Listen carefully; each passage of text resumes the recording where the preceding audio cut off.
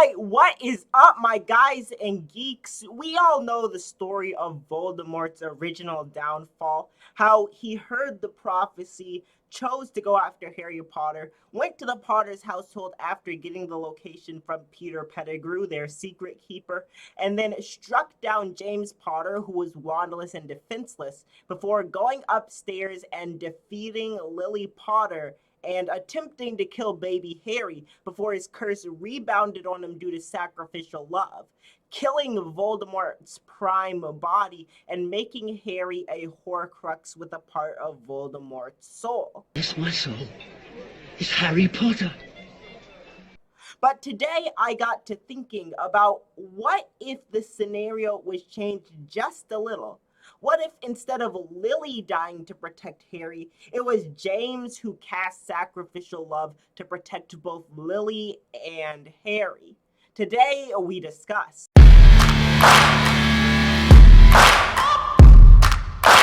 Alright, if you go on to enjoy this video, be sure to give it a thumbs up, subscribe, and hit that notifications bell for the next awesome video I upload. And be sure to comment down below what you think would have happened if James Potter was the one to cast sacrificial love. So to review, sacrificial love can only be cast when a person is given an option between either saving their own life or laying down their life to protect someone else. And so the reason that James's sacrifice didn't count in the original timeline is because of Voldemort just struck him down without giving him an option to choose to save himself and allow Harry to die.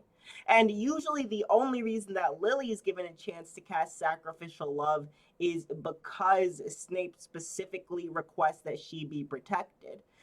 Always. So in this timeline, all that has to change is that Snape, in his sheer desperation to ensure that Lily is unharmed, begs Voldemort to leave the Potter family alone. He just begs that the Potters be left alone, which means that when Voldemort comes to attack and kill baby Harry, he gives James the option to get out of his way and survive along with Lily as long as he's able to kill baby Harry. And so this time, James refuses to step aside and Voldemort kills him, which casts sacrificial love on both Lily and Harry, who are upstairs.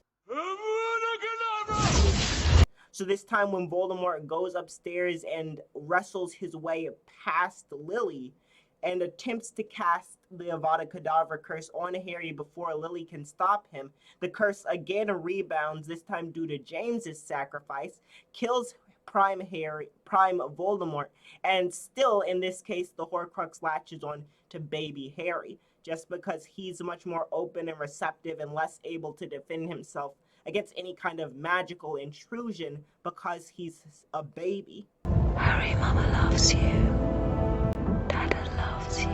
So Voldemort is defeated, and afterwards Lily is actually able to confirm for everybody that Sirius was not the secret keeper, that it was actually Peter. So this time Sirius works alongside the Ministry. They're able to track down Peter and arrest him, and Sirius is never accused of being the Potter's secret keeper. What would you have done? I'm gonna die! I'm gonna die rather than betray my friends! But unfortunately, as we know, usually Bellatrix Lestrange, Sebastian and Rodolphus Lestrange, and Barty Crouch Jr., they go and torture the Longbottoms into insanity to find out what happened after Voldemort fell. But this time they've got Lily Potter right there with relaxed security because the Fidelius charm has been broken, and she was an eyewitness to the events.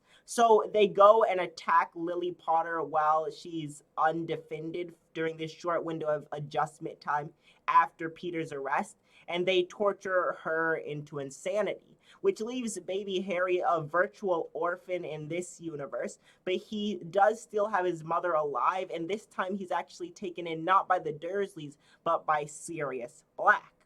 When you were born, James and Lily made me your godfather. Now, yes, I know usually Dumbledore insists that Harry stay with the Dursleys so so that his mother's protection can live on.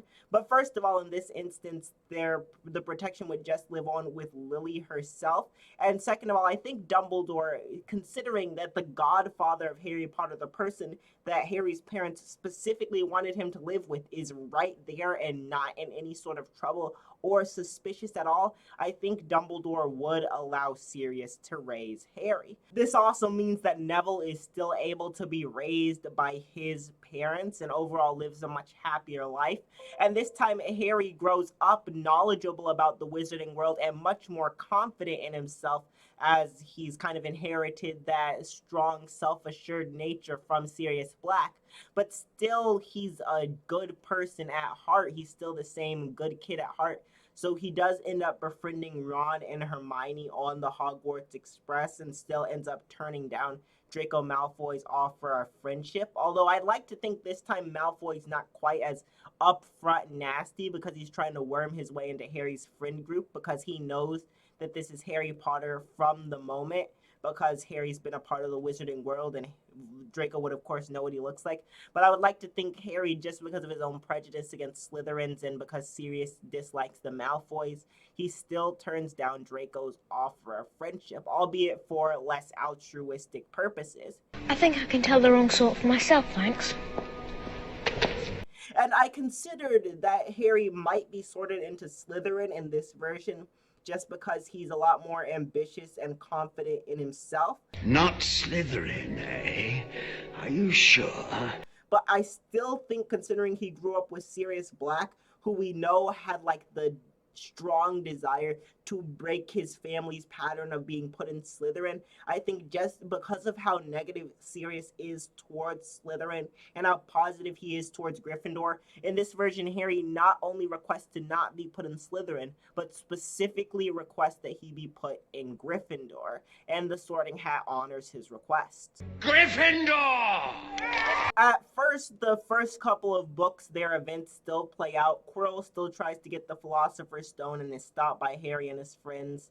Lucius still gives Ginny Voldemort's diary and the Chamber of Secrets is open. But the real change comes in The Prisoner of Azkaban, where this time the titular prisoner is actually Peter Pettigrew, who thanks to his animagus form is able to escape when he becomes desperate that he might end up wasting away and dying here in Azkaban. The fear of death gives him a real spur and causes him to, after so many years, eventually successfully break out of Azkaban. And generally, Peter does not have any direction. He never knows what to do unless he's with more powerful wizards. But this time, Peter does have a plan. He's obviously not going to try to go after Sirius or Remus or Harry or anybody else. Instead, he wants to surround himself with power. But since he's pretty certain that Voldemort has been destroyed, instead he goes for one Death Eater that he knows for sure will be at least somewhat dependent upon him and will end up protecting him. Barty Crouch Jr. Hey, Barty Crouch! Junior. Even in the regular storyline, Peter is able to figure out how to find Barty Crouch Jr. And in this version of events, he gets some intel and manages to figure out where Barty Crouch Jr. is, goes to the Crouch house, and is able to, based on sheer surprise, overpower and kill Barty Crouch Sr. and free Barty Jr. from the Imperious Curse. And as per usual, Barty Jr. is prepared to go undercover. So while Peter is sent off to find Voldemort and begin nursing him back to health, Barty Crouch Jr. in this version goes undercover as his own father and is able to continue polyjuicing him off of, unfortunately, his father's deceased corpse. A bit macabre, but Barty's gonna do what a Death Eater's gotta do. He was a Death Eater, and no one stops being a... In this version of events, Dementors are still patrolling the Hogwarts castle because Peter Pettigrew has escaped. And in this case, they know he's all that more dangerous because they're aware that he's an animagus, because Sirius informed them of that. No, it's just nobody knew that him being an animagus would allow him to escape. But this time, Barty Crouch Sr.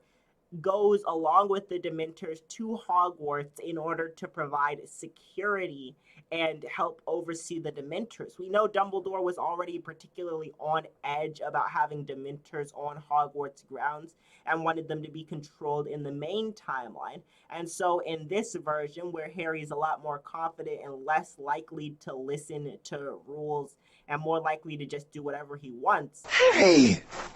Sir, it's nearly nightfall. Dumbledore particularly wants to make sure that Harry is kept safe, and so there is a ministry official there to watch over everything.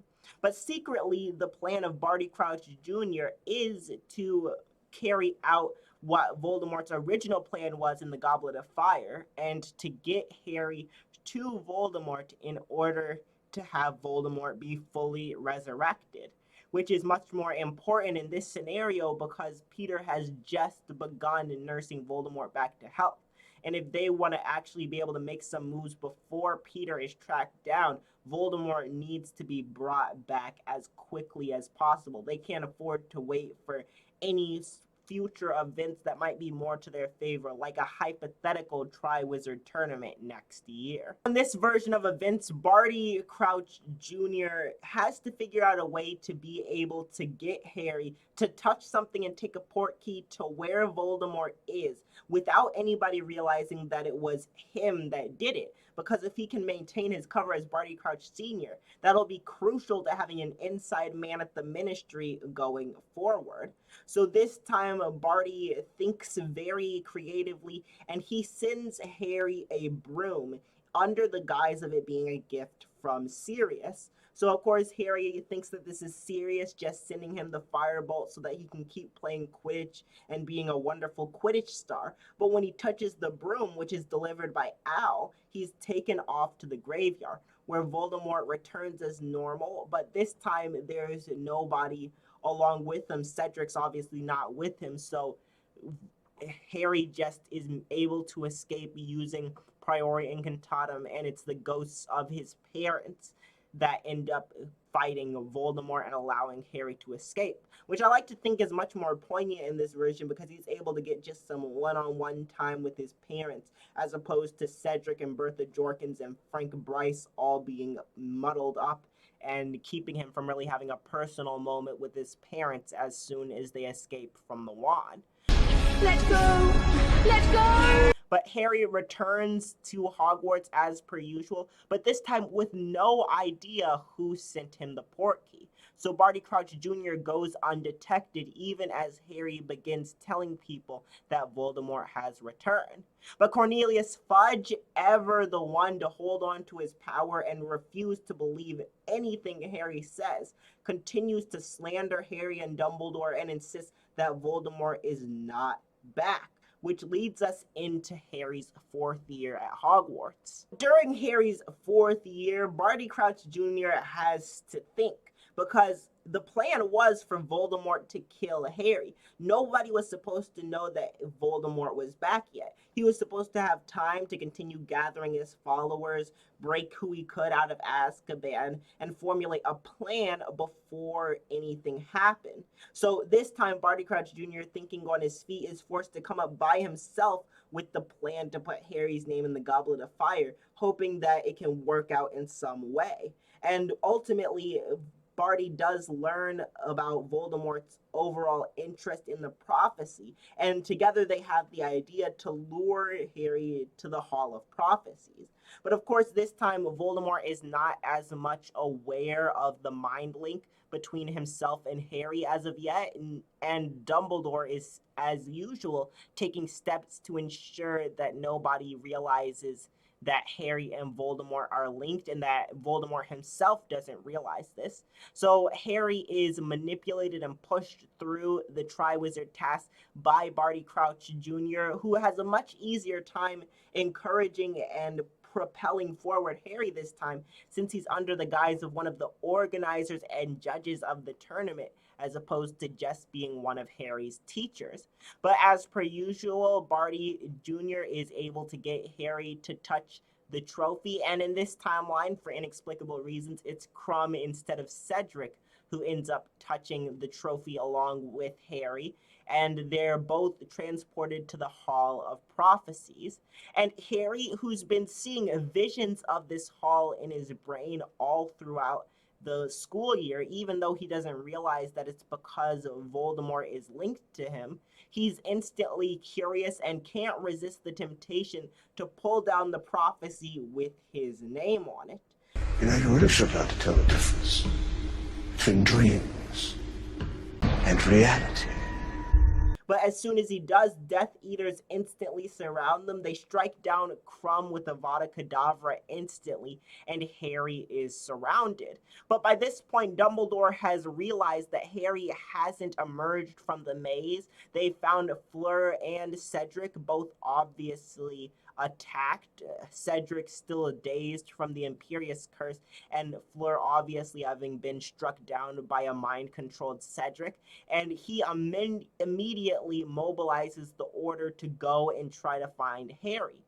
And since Dumbledore knows that Voldemort didn't have the prophecy last time, he thinks to send a contingent of members of the order to the Hall of Prophecies. Get away from my godson. As Harry desperately tries to run away from the Death Eaters, he's able to escape into one of the many rooms that the Hall of Prophecies is connected to, and ends up stumbling against all odds into the Veil Room, where the Order of the Phoenix quickly arrives and a fight ensues. But in the ensuing conflict, Sirius is yet again struck down by recently escaped Death Eater Bellatrix Lestrange. Nice one, James! And while Harry is able to prevent the Death Eaters from getting the prophecy, Harry is left without a guardian, as his mother is still in St. Mungo's with absolutely no memory and is completely insane. But this time, since there's not as much of an emphasis on him having to go back to the Dursleys time and time again, he's actually able to go live with the Weasleys in this order of events, which I do think is going to have an ultimate impact later on down the line when it comes to his relationship with Ginny. But I actually realized as I was writing this theory that there's far too much for me to just make one video about this entire story, because it would be like an hour long. We're already at nearly 20 minutes worth of content, and I haven't even gotten into the second half of what would happen. So I'm actually going to break this video into 2 parts, and we'll pick up in the second part seeing what happens after Harry has just watched his godfather die in front of him in what would usually be the Order of the Phoenix. But alright, that's this half of what would happen if James was the one to cast Sacrificial Love. Be sure to comment down below how you think this story is going to turn out and what your thoughts are on it so far. If you enjoyed this video, be sure to give it a thumbs up, subscribe, and hit that notifications bell for the next awesome video I upload. If you want to see me take on the ultimate Who Said It Harry Potter quiz, you can click on this side of the screen. And if you want to see me break down what would happen if Barty Crouch Jr. didn't get the Dementor's kiss, you can click on this side of the screen. But you only got 3 seconds because this video is about to end. Adios!